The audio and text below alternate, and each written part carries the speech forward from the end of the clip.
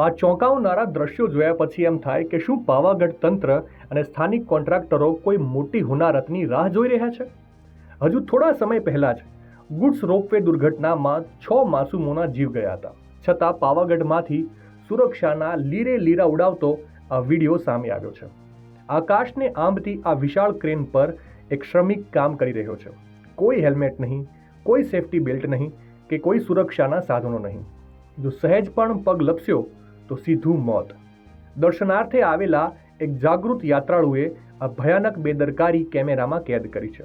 સવાલ એ થાય છે કે લાખો શ્રદ્ધાળુઓની આસ્થાના કેન્દ્ર પર આવી ઘોર બેદરકારી કેમ? કોન્ટ્રાક્ટરો માટે શ્રમિકોના જીવની કોઈ કિંમત જ નથી? રોપવે દુર્ઘટનામાંથી તંત્રે કોઈ પાઠ કેમ નથી શીખ્યો? સેફટી સુપરવાઇઝર આંખો બંધ કરીને બેઠા છે કે શું? આ માત્ર બેદરકારી નથી, આ ખુલ્લેઆમ મોતના કૂવામાં ઉતારવા જેવી એક રમત છે. ત્યારે આ બાબતે તમારો શું અભિપ્રાય છે?